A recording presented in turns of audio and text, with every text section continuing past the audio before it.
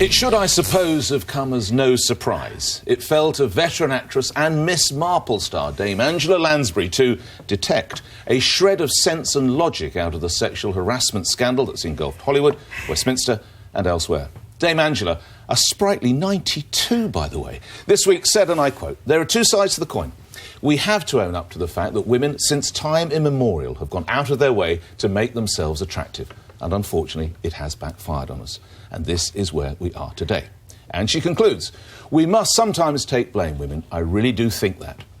Now, before feminists take up arms to attack her, and probably me, consider carefully what she's saying.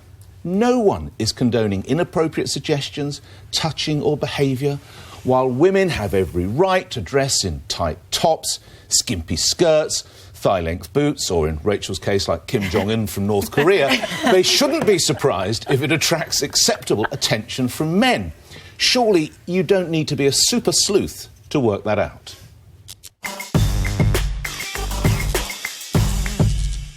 Thank you for drawing attention to my boiler suit. Lovely boiler suit, which yes. I wore deliberately Yes. in order to provoke on this topic. Because right.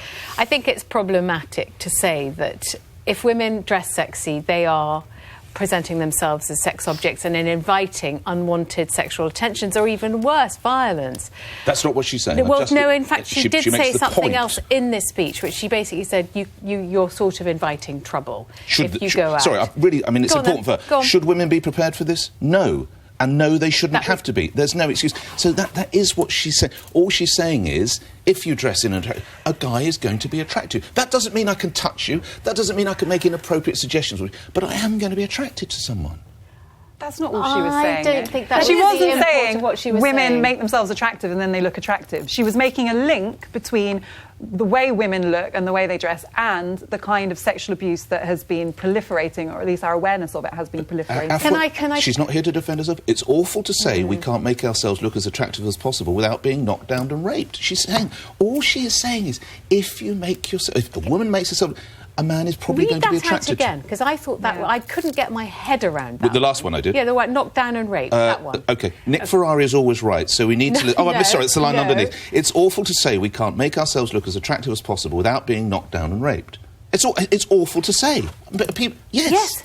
But what she's suggesting is, if you make yourself as attractive as possible, you run the risk of being knocked down and raped. OK. If you invert if you change the genders, isn't it weird? We couldn't be sitting here having a debate that say, if men go out dressed, looking themselves looking sexy and attractive, they can't complain if they receive unwarranted and sometimes physical attention from women. She's talking about the sexual harassment scandal that's been in Hollywood. Do you not think that is a little bit out of control, the sexual harassment scandal? I would agree with... because I think there is an incredible cull of men for tiny offences, which sending a text or something Sending like a text or hand on knee.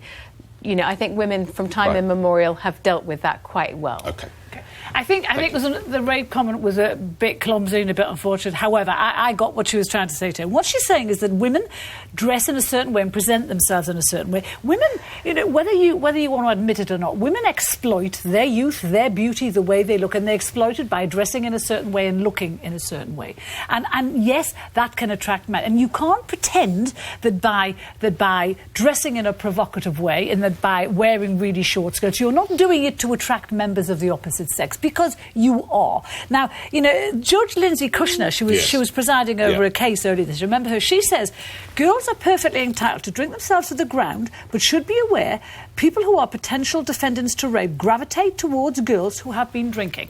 It is the same thing. Women have to take responsibility. They have a duty to take responsibility for themselves. That's not to say that they deserve to be raped because they wear provocative clothing, but you have to be aware that if you do, you're going to attract attention. I really want to bring the shell in, but your body is your responsibility. Shaking your head. I feel so strongly about this. I know that none of you, and Angela Lansbury, is not trying to say that women invite rape. I know you're not saying that.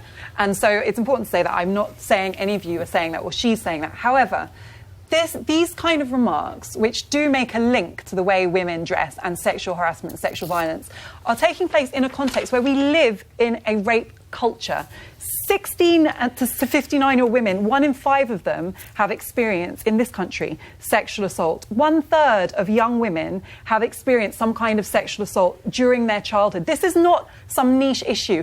Women, who I'm sure most of you agree have not behaved in any way reprehensibly, are experiencing regularly unwanted sexual attention, sexual assault and rape. And this isn't about what anyone is wearing. This is about power. This is about a society where men are using power to abuse women. That is systemic. When the judge says... What women do, their personal conduct and the way that they experience this power structure are completely separate. Afua, just before I bring Michelle, if a girl does drink herself into the ground, should she be aware of the potential consequences? There are lots of reasons why I wouldn't recommend women to drink themselves. Do you have any responsibility for your body and how you behave? There is nothing a woman can do that would make her more responsible for being a victim of any kind of sexual assault, in my view. And I'm shocked that anyone would suggest... She bears no responsibility. And can I just bring in what Rape Crisis say about this, because it's important. They say as well, it's a deeply unhelpful myth that rape and other forms of sexual violence are caused or provoked by women's sexuality or attractiveness. And I 100% agree with that statement. You've got a daughter. If when she's a few years older, she went out at night wearing a very short skirt, what would you say to her? I think that as women, we are responsible for ourselves, but that's what separate. Would you say to your daughter? Separate. The thing I worry about for my daughter is that nothing she will do is going to take her out of risk of some kind of sexual assault, because it is prevalent, regardless of how women behave. Michelle. I feel like I need to caveat what I'm about to say with the fact that I don't suggest that anyone deserves to be touched, abused, or anything. I need to make that caveat. We are where we are. So nobody is responsible if they are, if I'm abused in any way. It's not my responsibility. It's the perpetrator's fault. Full stop. Now that I've said that caveat, I'll make a few points.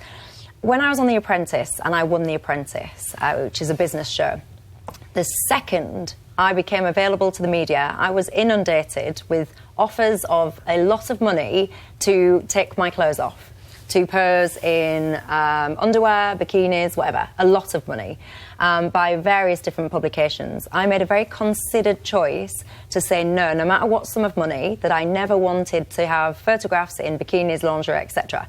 Because I work in business, and I work particularly in technology, which wrongly at the moment is dominated by men. So very often I am pretty much one of the only women in my meetings.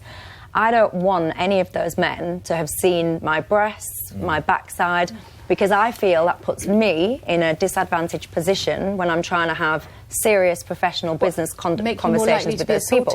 No, absolutely that's what not. we're talking about. No, I'm not. I'm talking about, is there a link between how one dresses and how one is reacted to based on that... Perceived. Perceived, based on that choice of dress. I really think, I hear what you're saying, Michelle, but I really think it's important to separate this completely from the issue of sexual harassment, sexual assault. All of us who talk to young women would advise them to dress professionally, to carry themselves in a certain way. That has nothing to do with your responsibility if you are ever the victim of some kind of sexual assault. Maybe Angela Lansbury was also talking about a bit more than clothes. Maybe she was talking about women who chose to sleep with men in Hollywood for a reason. It was an arrangement. Marilyn Monroe was asked if she slept with her bosses. She said, of course, it's expected and accepted. And I revert to my comments about power. This is a place where men power, because women always power. have the right to say no to these people. If they want a part in a movie, and if they know the way to get it is to sleep with whoever's directing it, they go, yes or no. Yes, I will, or no, I won't. They make a decision. It's a transaction. And that's not necessarily abuse. It's just another way women are affected by the unequal distribution of power in our society. And, I feel sorry for Angela Lansbury, because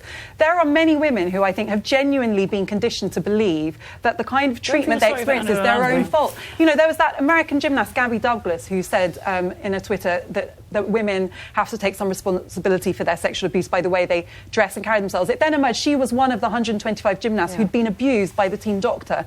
And, women often internalise that victim blaming, and that's why I think it is very important to have a clear line in the discussion between how women behave and the way that they are treated. Certain things that may or may not happen to you, if you want to avoid that, don't dress in a certain way. I mean, it's common sense to me. I think it is changing. I think it's generational, which is why Angela Lansbury, age 92, says it. But now, at no age and at no stage is it ever she's seen it. She doesn't just say it, she's seen it.